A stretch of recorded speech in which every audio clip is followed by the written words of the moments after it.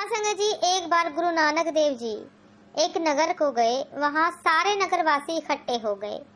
वहां एक महिला भक्त श्री गुरु नानक देव जी से कहने लगी कि महाराज, मैंने तो सुना है आप सभी के दुख दूर करते हो, मेरे भी दुख दूर करो, मैं बहुत दुखी हूँ।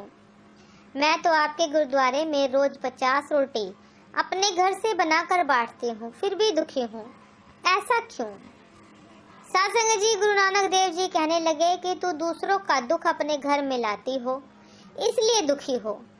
वो कहने लगी, महाराज मुझे कुछ समझ नहीं आया, मुझ अज्ञानी को ज्ञान दो। गुरु नानक देव जी कहने लगे, तू 50 रोटी गुरुद्वारे में बांटती तो हो, पर बदले में क्या ले जाती हो? वो कहने लगी, सिर्फ आपके लंगर के सिवा और कुछ भी नहीं, लंगर में बट रही प्रसाद ही ले जाती हूँ।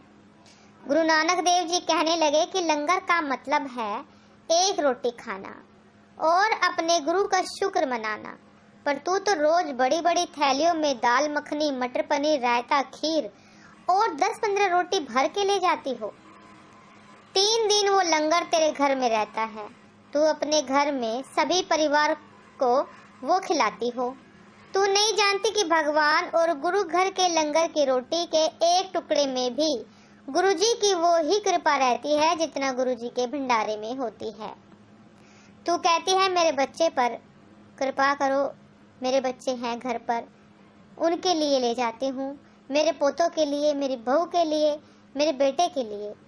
तो सासंगत जी बाबा जी कहने लगे कि इन सब के लिए भरपूर लंगर ले जाना है।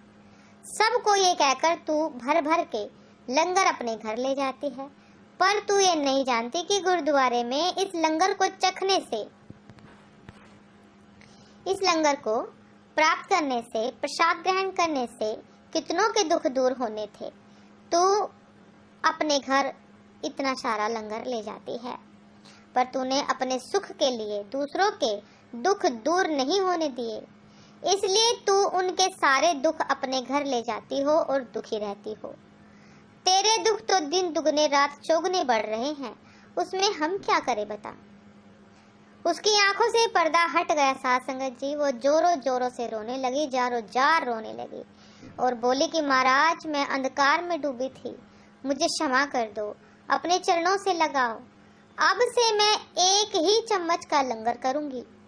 गुरु नानक देव जी ने समझाया कि इंसान अपने दुख खुद खरीदता है, पर उसे कभी पता नहीं चलता, इसलिए लंगर में अपनी भूख जितना ही खाना चाहिए और लंगर प्रसाद को भर भर कर घर कभी नहीं लाना चाहिए।